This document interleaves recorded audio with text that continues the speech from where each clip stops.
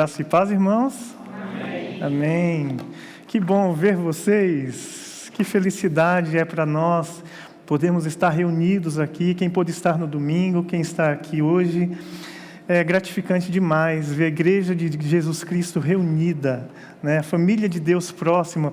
O rosto do meu irmão Marcos, a gente se vê por aí, mas aqui é diferente, né? Essa experiência que Deus proporciona para nós. Eu tenho por lema que existe algumas formas de você cultuar a Deus. Uma delas se chama quarto. No seu quarto você cultua a Deus, você tem experiências com Deus no seu quarto. E eu quero dizer para você que a experiência que você tem no quarto, você não tem aqui na igreja. Mas a experiência que você tem aqui na igreja, você também não tem no seu quarto. Porque Deus, Ele é gracioso, Ele é multiforme. A multiforme graça de Deus, ela se manifesta de diversas formas. Então eu tenho que valorizar cada uma delas. Por isso, a gente sentiu tanta falta. Eu vejo a irmã Rosinha ali, que coisa linda, né? Poder ver a nossa irmã Rosinha aqui conosco, né? Nossa intercessora. É gratificante demais, queridos. E nós estamos hoje iniciando uma nova série de mensagens. O mês de junho está começando para nós. E Deus tem uma palavra muito especial para nós durante esse período de junho. O tema da nossa mensagem, da nossa série de mensagens, é o verbo esperançar. Nós queremos falar durante todo esse mês, às quartas-feiras e domingo à noite, sobre o verbo esperançar. E nós vamos falar sobre ele. Eu quero convidar você, que está em casa também, a abrir a sua Bíblia no livro de Neemias, Antigo Testamento. Você vai lá em Salmos, aí você volta a Jó, você volta a Esther, aí você encontra Neemias. Nós vamos falar sobre esse homem, esse grande homem de Deus, mas nós queremos falar sobre a série de mensagens Esperançar. Antes de nós lermos a palavra, antes de nós entrarmos na mensagem propriamente dita, nós queremos orar mais uma vez, pedir direção de Deus para esse momento, que Ele venha falar ao meu e ao seu coração. Já tenho falado, porque eu tenho estudado esse texto, mas também vai continuar falando. Conforme a própria irmã disse, né, na sua ministração, a palavra de Deus ela se renova, ela vai se renovando, e nós vamos mastigando a palavra, e o sabor vai mudando, e nós vamos trazendo aplicação para a palavra na nossa vida, trazendo aplicação para a nossa própria vida individualmente, porque você lança uma mensagem dessa, cada pessoa vai receber esse conteúdo de uma forma diferente. Então vamos orar. Senhor Deus, nós queremos te agradecer, ó Pai, por essa grande celebração que estamos realizando nesse momento. Muito obrigado porque o Senhor trouxe os teus filhos aqui, ó Pai, são teus filhos. Eles se sentem em casa, eles se sentem à vontade. Ó Pai, eles estavam com saudade, estávamos todos com saudade de termos um momento tão precioso como esse. E é por isso que nós queremos exaltar o Teu nome, ó Pai, glorificar o Teu nome por tão grande oportunidade que o Senhor está nos proporcionando nessa noite, ó Pai. Muito obrigado, ó Deus, porque o Senhor nos poupou, o Senhor nos protegeu, e aqui nós estamos, ó Deus. Queremos continuar colocando os nossos corações diante do Teu altar, as nossas vidas. Ó Pai, o Senhor vai lançar mensagens no nosso coração durante esse mês, baseado nesse tema, Senhor Jesus, esperançar, ou seja, encher o nosso coração de esperança, mesmo diante da pandemia, mesmo diante das dificuldades, mesmo diante de portas fechadas, nós queremos esperançar. Nós queremos encher o nosso coração do Senhor, porque do Senhor vem a nossa esperança, Pai. Então fala conosco, encontra um lugar no nosso coração nessa noite, ó Pai, que seja um momento lindo na Tua presença, que o Teu Espírito Santo tenha liberdade na minha vida, na minha fala e nos corações que estão nos ouvindo aqui presencialmente e também nos ouvirão nos Teus lares, ó Pai. Visita cada lar, ó Pai, onde essa mensagem vai entrar, ó Deus. O Senhor já está sondando os corações que ouvirão essa mensagem e o Senhor já estará atuando, Pai. O Senhor já estará atuando em nossas vidas e naqueles que ouvirão essa mensagem também. Nós louvamos o Teu nome por isso, em nome de Jesus. Amém. Amém, queridos. Então, nós vamos falar sobre esperançar. E eu queria chamar a sua atenção porque nós estamos em tempo de pandemia. E a frase que você mais ouve no tempo de pandemia é, não pode. E até domingo passado, uma das frases que você ouvia, que não queria ouvir de jeito nenhum, era não pode reunir presencialmente no culto. Nós seguramos um pouco mais, esperamos a segurança, e aqui estamos. Mas você ouviu, não pode, não pode, não pode. E uma coisa que vem com o não pode, é a palavra esperar. Porque se eu não posso algo, que eu podia fazer antes, naturalmente eu tenho que esperar poder fazer novamente. Então, durante todo esse período que nós ficamos ausentes, distantes, nós ouvimos não pode e nós ficamos esperando. E tudo é espere, espere, espere. Espere que o governo dê um jeito na pandemia. Espere que o RH da empresa vai ligar para você para te dar uma porta de emprego. Espere que Deus vai entrar com providência na sua enfermidade e você vai ser curado. Espere, espere e espere. E muitas vezes nós nos encontramos de braços cruzados. E não só de braços cruzados, mas braços atados. Porque a gente não podia fazer muita coisa. Mas eu quero chamar a sua atenção que dá para a gente fazer algumas coisas. Aquilo que a pandemia nos impediu de fazer, nós nos ressignificamos e começamos a fazer de forma diferente. Por exemplo, essa mensagem está chegando em lugares que a gente nunca imaginou que ela chegaria. E ela nunca chegaria se ficasse somente entre nós. Então, fechou-se a igreja foi para as casas. A mensagem do Evangelho tem alcançado lugares que a gente nem imagina. E a obra de Deus está acontecendo. Esperamos muitas coisas. Esperamos que o nosso cônjuge, nesse período, reconheça os seus erros e mude. E a gente pede para Deus, e Deus, dá um jeito no meu cônjuge, e espera que isso aconteça. A gente espera que o nosso filho tome jeito, afinal de contas, não pode ir para a balada. Já não podia antes, né, porque nós somos cristãos. E agora que não pode mesmo, mas ele não toma jeito, ele está com a mente voltada para as coisas do mundo. Então eu espero que o meu filho tome jeito, acorde para a vida. Meu filho que fica dormindo em vez de, já grande, procurar um emprego, que a gente fica esperando, esperando, esperando. Mas será que essa é uma chave como uma única opção para nós? Só esperar? Porque nós vamos falar do verbo esperançar. Nós não vamos falar do verbo esperar.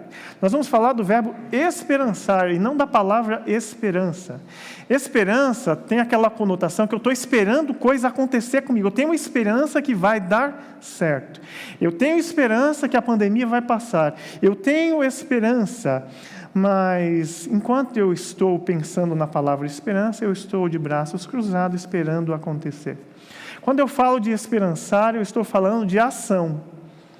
Eu parto para a ação e porque partir para a ação, a esperança me alcança. Porque se eu dou um passo em direção ao meu objetivo, eu estou dando um passo em relação à minha conquista. Logo, eu tenho esperança concreta, convicta de que algo vai acontecer. Se eu for para a cozinha e esperar que a comida fique pronta, e eu não preparar essa comida, quando que eu vou jantar? Não vou jantar. Vou ter que pedir um iFood. Que outra pessoa faça. E mesmo para pedir o iFood, é necessário que eu haja. Eu entre em ação. Nessa nova série de mensagens, nós queremos aprender a conjugar o verbo esperançar. Ou seja, agir de modo a produzir esperança no nosso coração. De modo a nós enchermos o nosso coração de muita esperança, de acordo com as nossas ações. A esperança, queridos, é o resultado da ação do verbo esperançar. Quando você vê a palavra verbo, verbo é uma ação, pressupõe uma ação. Sempre que você fala andar, ação de se deslocar, se locomover. Falar, emitir palavras, esperançar, produzir esperança no nosso coração. Aí eu pergunto para você e para mim, como é que eu produzo esperança no meu coração? E nós vamos ver isso nessa noite. Esperançar é enxergar novos horizontes, é traçar caminhos para alcançá-los, é fazer projetos, em vez de ficar sozinho no canto esperando que algo aconteça. É sonhar. Esperançar é sonhar, enxergando algo que ainda não existe, mas que pode vir a existir se eu colocar pernas no meu sonho. Então, esperançar não é só ficar esperando. Nas palavras do Mário Sérgio Cortella, todo mundo conhece ele, é bem famoso. Esperançar é ser capaz de buscar o que é viável para fazer o inédito. Eu tenho um sonho, eu tenho um projeto. Para eu realizar esse projeto, o que é possível fazer? O que eu preciso fazer para que esse projeto aconteça? Por exemplo, para transmitir esse culto online, o que eu preciso? A igreja não tinha nada desse equipamento. Quando deu a pandemia, nós tivemos que correr atrás, ou seja, tivemos que nos esperançar. Nós precisamos atender a necessidade das pessoas. Nós precisamos pregar o Evangelho. Como é que a gente faz? Vamos estudar quais são os equipamentos necessários. E não é só o equipamento, é necessário que quem vai operar o equipamento saiba operar o equipamento. Então os meninos tiveram que se esperançar, se capacitar, para poder colocar em ação um projeto, um sonho, que era visitar a sua casa através da internet, através do canal do YouTube. Criarmos um canal do YouTube da nossa igreja. Tudo isso, esperançar. Esperançar significa não se conformar. O que é se conformar? É tomar a forma.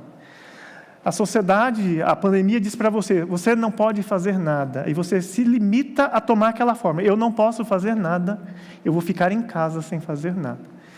Mas você pode pegar o WhatsApp e ligar para alguém, fazer uma chamada de vídeo, você está olhando para a cara da pessoa assim, você pode orar com ela, você pode fazer muitas coisas, mas você, porque não está esperançando, você se limita a cumprir o que a pandemia diz para você, não faça, não faça, não faça, não faça.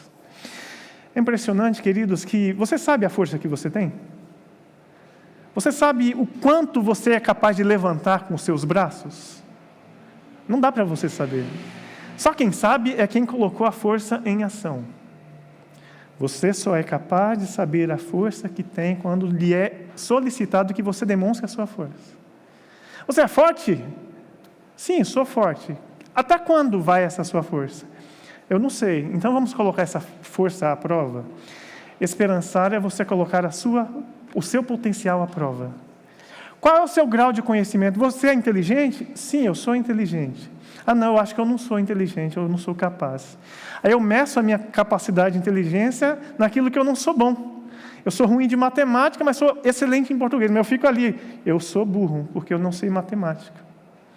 Qual é a sua capacitação? Qual é a sua capacidade? Qual é o seu diferencial? Deus está te chamando a esperançar. Esperançar é percorrer esses limites que colocaram para nós.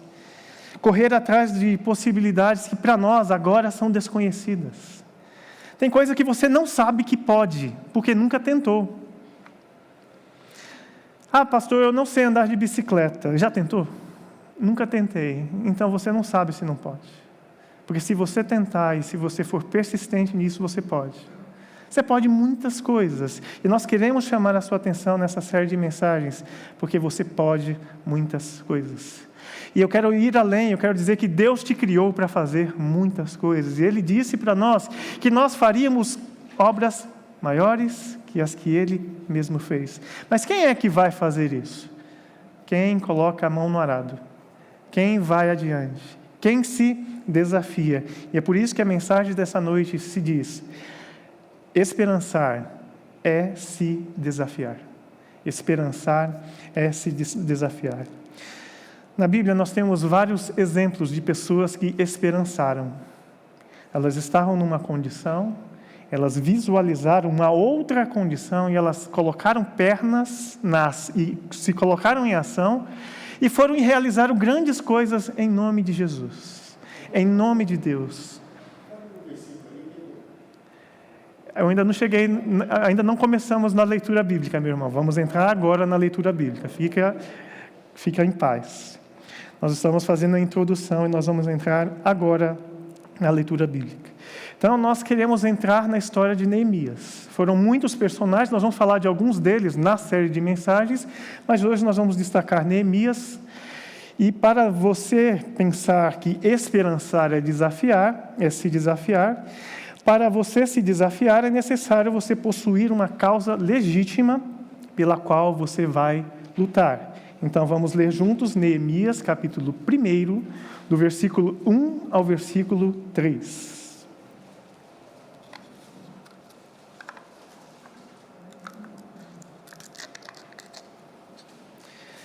Para você se desafiar, é necessário possuir uma causa legítima pela qual lutar.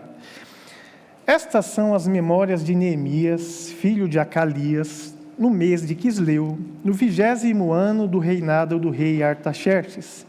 Eu estava na fortaleza de Suzã. Hanani, um dos meus irmãos, veio me visitar com alguns homens que haviam chegado de Judá.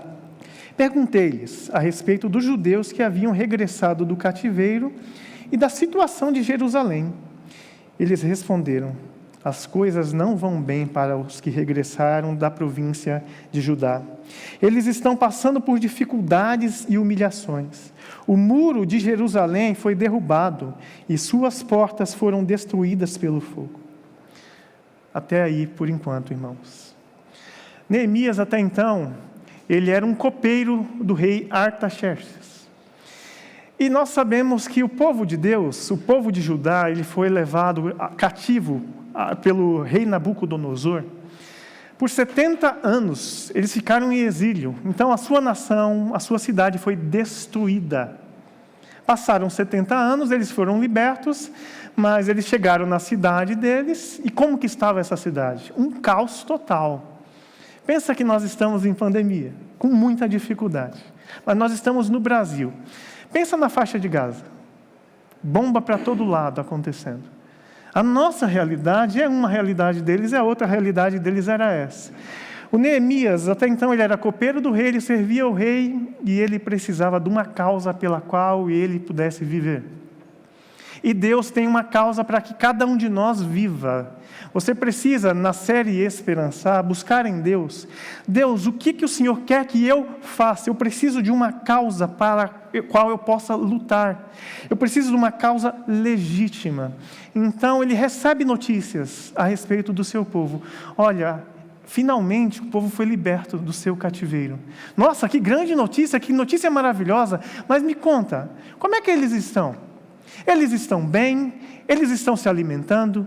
Como que eles estão? Aí vem a notícia que eles estavam muito mal, com muitas dificuldades, passando muitas fragilidades. A sua cidade estava destruída, as suas casas estavam caindo aos pedaços. Eles precisavam de socorro, eles precisavam de ação, eles precisavam esperançar. O Neemias olha para essa situação e chora. Dói no coração dele. Eu quero fazer uma pergunta para você nesse primeiro ponto da nossa mensagem. Qual é a causa pela qual você quer lutar? É uma pergunta que você vai fazer para você. Se você não tem essa resposta hoje, é um motivo de oração seu. Qual é a causa pela qual Deus quer que você lute? Você não está aqui por acaso. E se Deus te quisesse no céu, Ele já teria te chamado. Enquanto você está aqui, você tem uma missão a cumprir. E cada um de nós tem uma missão individual, porque Deus nos chamou a cada um de nós especificamente. Então, para você que está em casa, para você que aqui está, qual é a sua causa pela qual você quer lutar? Outra coisa, dentro de tantas situações que acontecem no mundo, o que lhe causa mais descontentamento? Muitas vezes, para eu descobrir a causa, eu preciso olhar assim, puxa, por que o pastor Elson e a Emilene trabalham com casais? Por que casais enchem tanto o nosso coração? Nós somos casados há quase 18 anos e nós temos muitas lutas, passamos por muitas dificuldades, vencemos cada uma delas. Então, o fato de eu não querer que o meu casamento se destrua, sabendo que ele é bombardeado e o seu também me motiva a ter uma causa pela qual lutar, que é o seu casamento. E é por isso que a gente investe tanto tempo em fazer palestra, fazer papo reto, fazer tanta coisa, porque eu tenho uma causa pela qual eu vou viver. Casamentos, famílias. Pensa no seu coração, qual é a área, talvez da igreja, talvez da sociedade, que te causa tanto descontentamento. Às vezes Deus quer te usar nisso. Deus quer te usar lá na sua escola, Deus quer te usar no seu trabalho. Vamos fazer uma reunião aqui, nossa, o pessoal chega aqui triste, abatido, vamos fazer uma reunião de oração no nosso trabalho? É possível, com distanciamento, todo mundo de máscara, respeitando todos os protocolos, dá para fazer muita coisa. Por isso eu faço a pergunta para você, o que lhe causa descontentamento? Outra pergunta, o que ficaria melhor se você agisse em direção a isso? Tem alguma coisa na sua casa, exemplo, tem uma cortina lá que precisa ser arrumada. Aquela cortina não ficaria melhor se você fosse lá e consertasse? Qual é a coisa na vida que precisa ser consertada e você ainda está de braços cruzados porque a pandemia tirou a sua atenção? Tem muita coisa que pode ser feita. Quais atitudes você precisa mudar hoje para ter resultados diferentes amanhã? Na sua casa, nos seus relacionamentos, no seu trabalho, na igreja. Quais são essas atitudes que você precisa mudar? Primeiro ponto, para você se desafiar, é necessário você ter uma causa legítima para a qual você vai lutar. Vamos ao segundo ponto. Acompanhe comigo no texto, Neemias 1, versículo 4 ao versículo 11. Para se desafiar, é necessário identificar as suas fraquezas e as suas possibilidades. Versículo 4. Quando ouvi isso, sentei-me e chorei. Durante alguns dias lamentei, jejuei e orei ao Deus dos céus. Então disse: ó Senhor, Deus dos céus, Deus grande e temível, que guardas tua aliança de amor leal para com os que te amam e obedecem os seus mandamentos. Ouve a minha oração, olha do alto e vê que oro dia e noite por teu povo Israel. Confesso que temos pecado contra ti. Sim, minha própria família e eu temos pecado. Temos pecado terrivelmente contra ti. Não temos obedecido os teus mandamentos, decretos e estatutos que nos deste por meio do teu servo Moisés. Por favor, lembra-te do que disseste ao teu servo Moisés. Se forem infiéis a mim, eu os dispersarei entre as nações. Mas se voltarem para mim e obedecerem a meus mandamentos e viverem de acordo com eles, então, mesmo que estejam exilados nos confins da terra, eu os reunirei e os trarei de volta ao lugar que eu escolhi para estabelecer meu nome. O povo que tu resgataste com teu grande poder e com a tua forte mão é teu servo. Ó Senhor, por favor, ouve a oração deste teu servo. Ouve as orações de teus servos que se agradam em te honrar. Peço que me concedas êxito hoje e que o rei me seja favorável. Nesse tempo eu era copeiro do rei. Quais eram as fraquezas que Neemias estava reconhecendo ali? Neemias estava reconhecendo que ele e o seu povo estavam naquela condição porque eles mereceram estar naquela condição. Os seus erros, os seus pecados te levaram para o resultado que você está hoje. Neemias e povo de Deus. Chamo a atenção para mim e para você. Para eu me desafiar, eu preciso olhar a condição que eu estou hoje e reconhecer por que eu estou nessa condição. Por que meu casamento está fragilizado? Por que a minha vida espiritual está fragilizada, está capenga? Por que eu estou me sentindo frio emocionalmente, espiritualmente? Alguma coisa no processo me esfriou. Alguma coisa no processo me trouxe dificuldades que eu não estava enxergando. Mas Deus está chamando a nossa atenção. E ele orou, e ele jejuou, e ele clamou. E ele não só clamou, ele olhou para a promessa da palavra de Deus. Porque o texto, o tópico que eu falei é identificar fraquezas e identificar possibilidades. Mesmo se humilhando, mesmo se derramando na presença do Senhor, ele foi capaz de olhar para a promessa de Deus, e ele foi até Moisés, e citou a palavra de Deus. A tua lei diz que se o povo se arrepender, o Senhor vai reunir esse povo novamente. Então, nós precisamos enxergar as nossas possibilidades. Nós temos fraquezas? Sim. Nossos erros do passado nos trouxeram até onde nós chegamos hoje? Sim. Mas quais são as possibilidades que nós temos? Nós estamos sentenciados a ficar prostrados nos nossos erros no passado? O nosso passado define a nossa história? Não. Quem define a nossa história é o nosso Deus, que nos criou. Então Ele nos dá uma causa, Ele nos convida a enxergar nossas fraquezas, reconhecê-las, confessá-las a Deus, mas Ele nos convida a olhar para as possibilidades que Ele coloca diante de nós. E as possibilidades são: se o meu povo que se chama pelo meu nome se humilhar e orar e buscar a minha face, eu do céu ouvirei, perdoarei o seu pecado, sararei a sua terra. Deus quer sarar a minha casa, Deus quer sarar a sua casa, Deus quer sarar a sua história, porque nós precisamos esperançar. Nós precisamos encher o nosso coração de esperança. E o que é encher o coração de esperança? É se alimentar da palavra de Deus que nos enche de promessas. O nosso Deus diz que se nós nos humilharmos, Ele virá em nosso encontro e nos sarará. Te pergunto agora, o que tem te impedido de realizar os seus projetos? A ausência deles? A pandemia roubou todos os seus projetos, todos os seus sonhos? Você que está me ouvindo, talvez você está passando por um momento de luto. E o luto é uma circunstância que transmite uma mensagem para nós: acabou. Qual é o sentido de você continuar vivendo se você perdeu quem você tanto amava? O sentido da vida, a vida é um presente que Deus nos deu. E nós vamos viver o luto integralmente, sim, mas o luto vai passar. E o luto vai passar enquanto estamos vivendo esse momento de luto. Deus está nos tratando para que a gente dê sequência à nossa vida, porque a nossa vida continua. O presente de Deus continua para nós caminharmos até as realizações. Então, você perdeu um pai, você perdeu uma mãe, você perdeu um tio, um parente, uma pessoa muito preciosa para você. O seu sonho, os projetos de Deus para você não foram sepultados junto com a pessoa amada. O que Deus tem para você é para você. O que Deus tinha para o seu ente querido, Ele viveu enquanto esteve aqui. Inclusive aqueles que perderam pastores. Nós perdemos o nosso pastor Júlio, aqui da Igreja Irmã.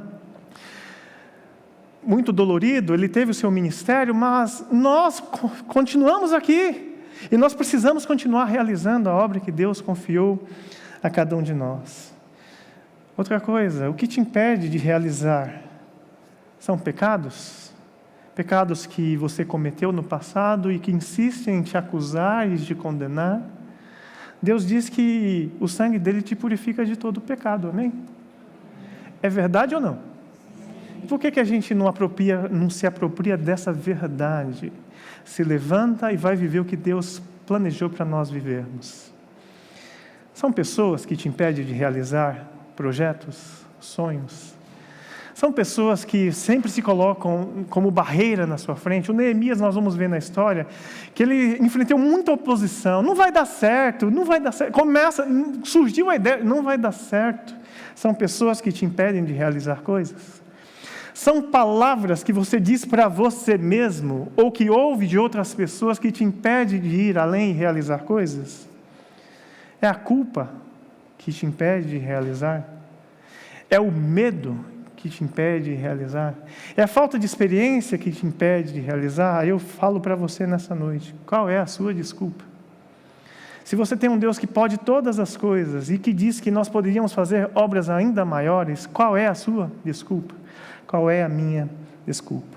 Para se desafiar é necessário identificar as suas fraquezas, mas não ficar nelas, enxergar suas possibilidades e ir em direção a elas. Ponto 3, Neemias capítulo 2 agora, versículos de 1 a 5.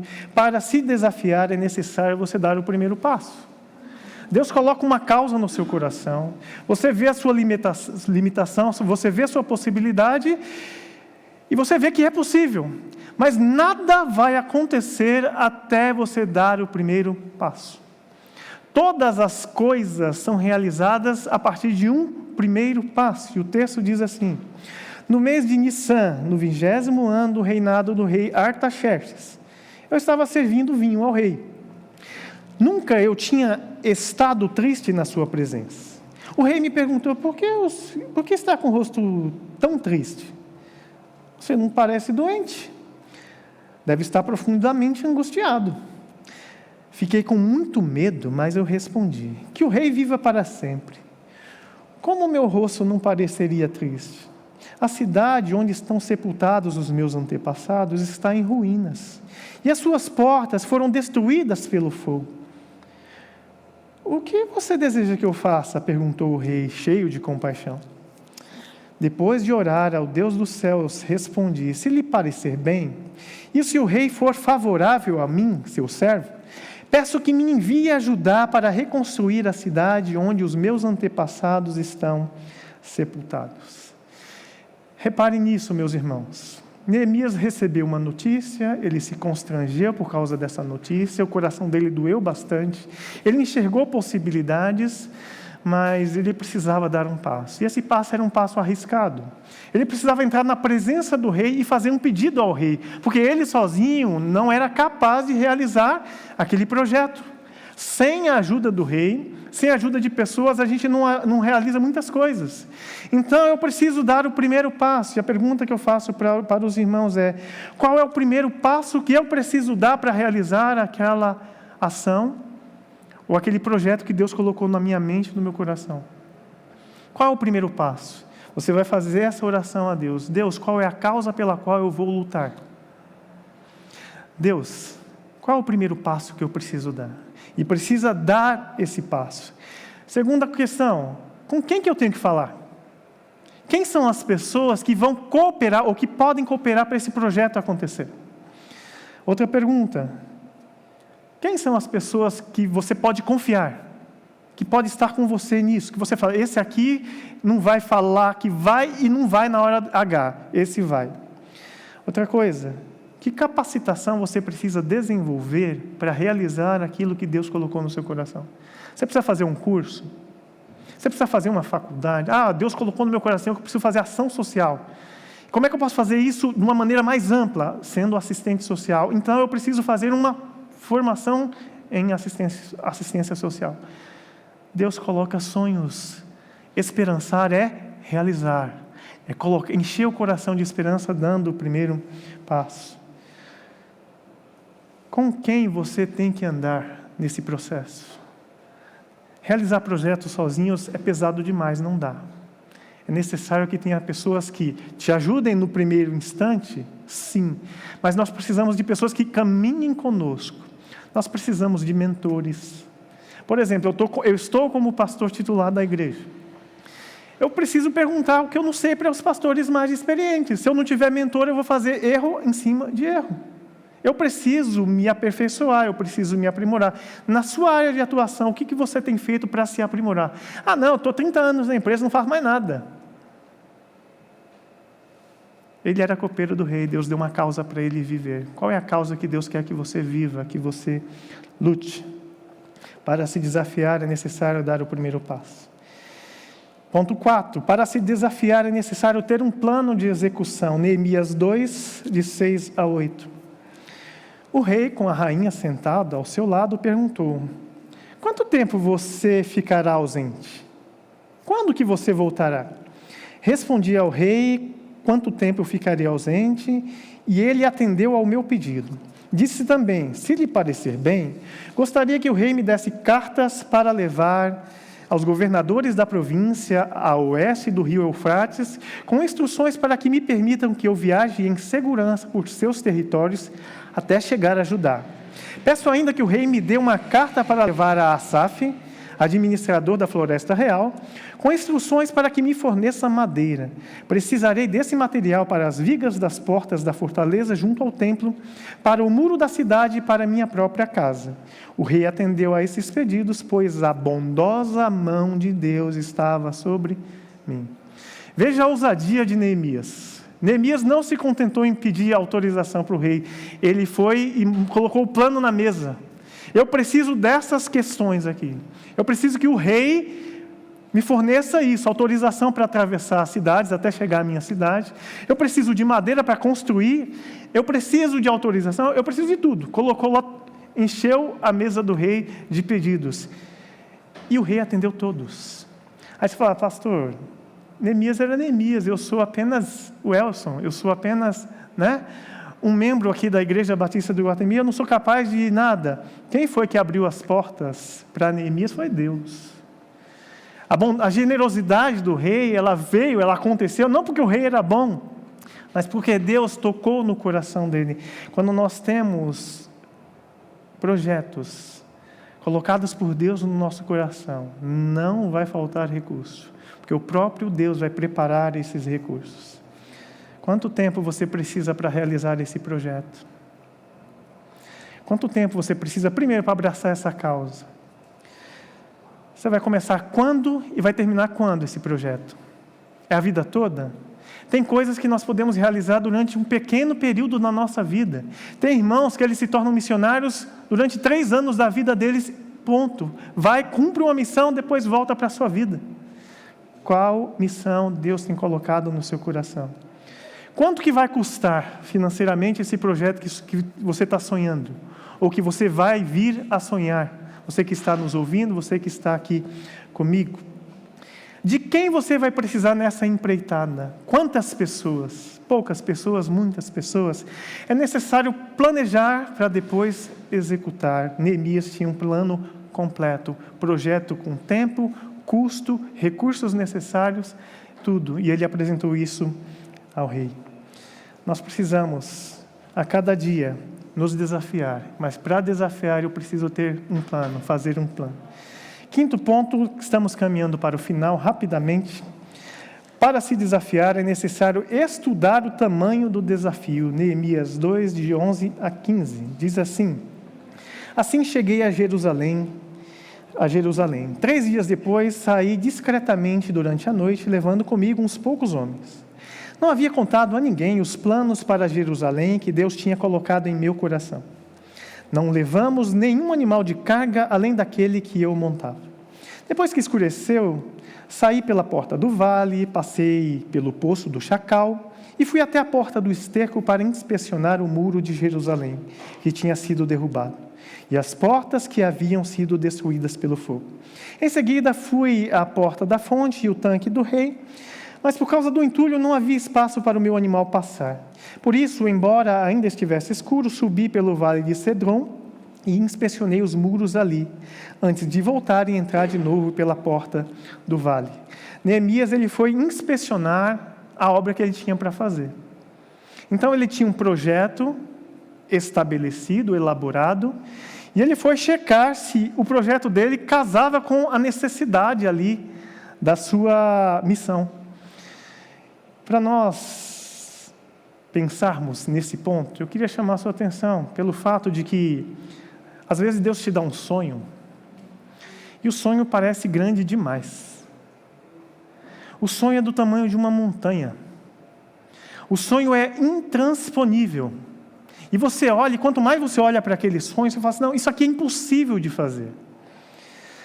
Mas eu queria fazer uma metáfora com os irmãos sobre um monte de areia que foi colocado por um caminhão na frente da sua casa. Aquele monte de areia, ele não pode ser transportado de uma vez para dentro da sua casa. Ele não passa pelo portão. Inclusive, o caminhão não pode entrar na sua casa porque ali tem um muro.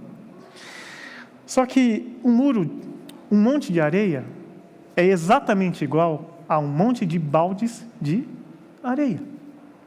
Por maior que seja o nosso projeto que Deus colocou no nosso coração, por maior que seja o sonho que você tem de se formar numa universidade, fazer um curso e etc., é um dia de cada vez, é uma aula de cada vez, é uma prova de cada vez, é um desafio de cada vez, durante um período, até você chegar no resultado tão esperado, tão almejado. É claro que para cada uma dessas etapas vai se exigir de você dedicação. Sem dedicação você não realiza nada. Não adianta dar o primeiro passo e os próximos passos serem desanimadores, sem esperança. Eu quero encorajar você, querido irmão, querida irmã. A cada passo que você dá, você está esperançando. Porque cada nota que você tem lá na faculdade, usando esse exemplo, mais perto do fechamento do seu curso está chegando. A cada tijolo que coloca para construir a tão sonhada casa, mais perto de acabá-la você está.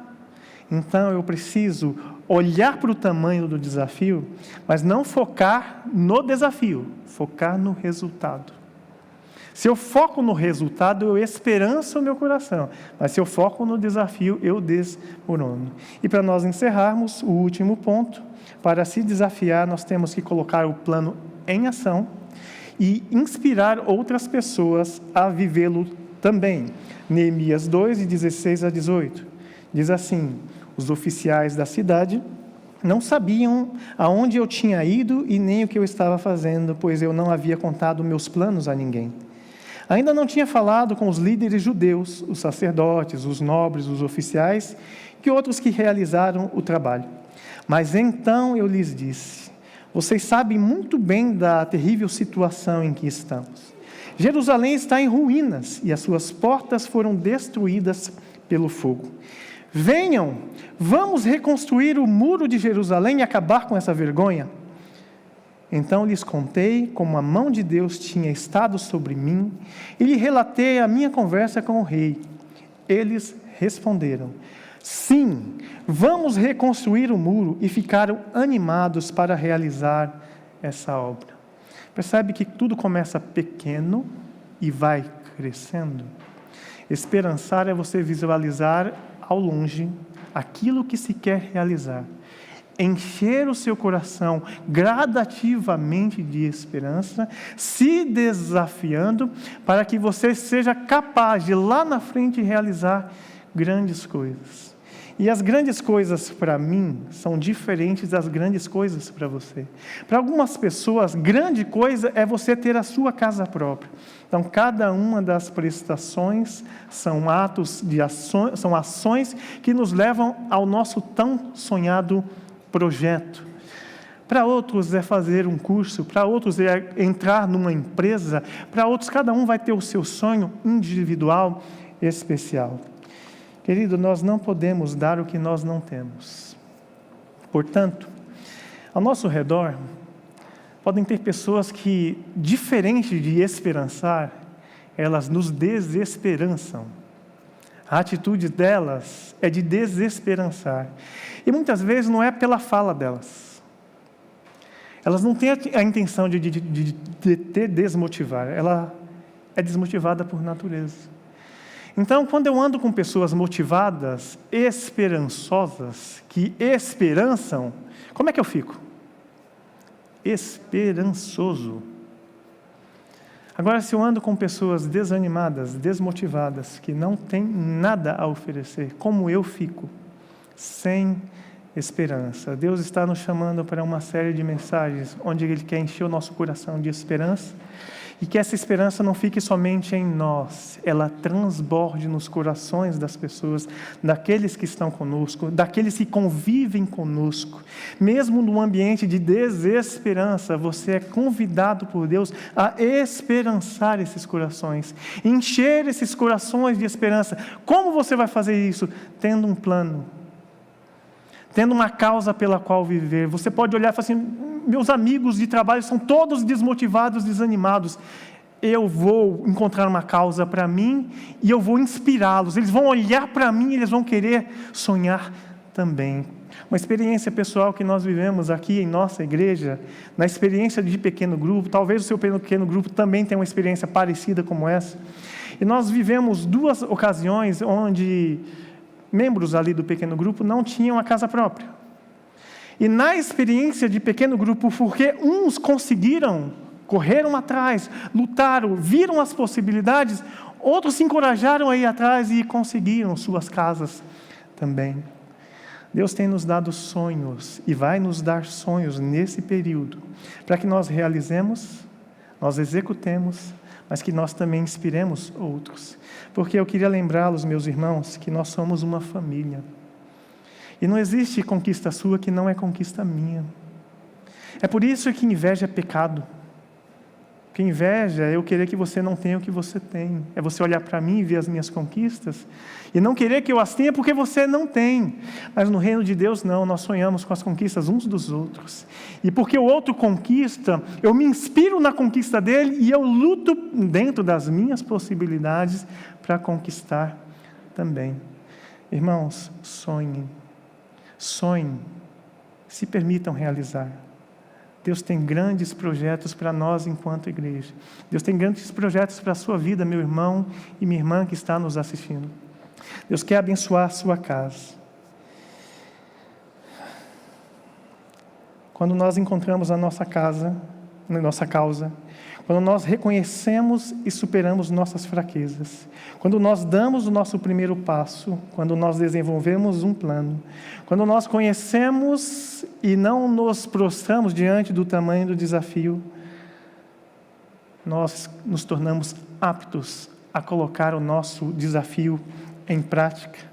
E então nós nos tornamos inspiração para os outros. Queria que você baixasse a cabeça, fechasse os seus olhos e pedisse ao Senhor nesse momento que esperançasse o seu coração.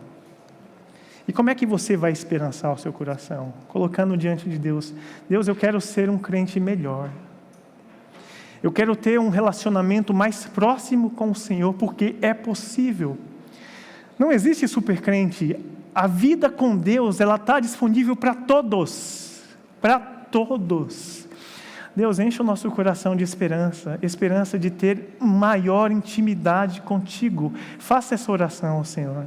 Peça a Ele que Ele enche o seu coração de esperança. De que forma? Te dando desafios para você se desafiar. Desafia-se a orar mais do que você ora. Um pouco mais, um pouco mais, um pouco mais. Desafia-se a ler mais a Bíblia do que você lê. Desafia-se a assistir mais pregações do que você assiste. Desafia-se a ler mais livros do que você lê. Desafie-se. Em se desafiando, o seu coração vai enchendo de esperança. Deus tem esperança para colocar no nosso coração, mas se permanecermos de braços cruzados, permaneceremos inertes, sem realização e cheios de frustração. Deus não te chamou para frustração, Deus te chamou para uma vida de vitória, Deus te chamou para a conquista no nome dEle, assim como foi com Neemias, que reconstruiu os muros da cidade de Jerusalém, passou por todas as barreiras que foram impostas a ele. Deus tem para nós também. Deus, nós queremos orar nesse instante, ó Pai. O teu povo já está orando e eu me uno a eles em oração, clamando ao Senhor, ó Pai. O Senhor tem projetos para nós. Talvez esses projetos estejam escondidos aos nossos olhos, ou nós temos nos intimidados diante deles, ó Pai. Diante de Ti, Pai, nós nos colocamos agora, Pai. Abra os nossos olhos para podermos enxergar o que o Senhor tem para nós, ó Pai. Pai, o Senhor nos chamou para sermos igreja do Senhor Jesus. A Tua igreja, ela é forte, ela é poderosa, Pai. Nossas armas espirituais não podem estar no chão, Pai. Elas precisam estar em nós, ó Deus. A nossa oração, a nossa busca pelo Senhor, a nossa fome e sede de Deus precisa acontecer para que nós possamos Te buscar mais. Então, nos dê fome, nos dê sede do Teu Espírito, ó Pai. Ó Pai, mobiliza a Tua igreja, Pai. Traz um avivamento sobre nós. Não é por acaso, Pai, que o Senhor colocou essa mensagem, essa série de mensagens em nosso coração, na nossa igreja, Pai. Nós queremos, ó Pai, aquilo que o Senhor tem para nós. Nós não queremos ficar de braços cruzados. Nessa noite nós estamos dando o nosso primeiro passo, ó Pai. O nosso primeiro passo em direção ao que o Senhor tem para nós. Então enche o nosso coração, Pai, dessa causa pela qual o Senhor quer que nós vivamos, ó Pai. Pai, nós apresentamos nossos pecados, as nossas mazelas diante de Ti, as nossas limitações. Reconhecemos que sem Ti nós não conseguimos dar nem o primeiro passo, mas com o Senhor nós vamos até o final, ó Pai.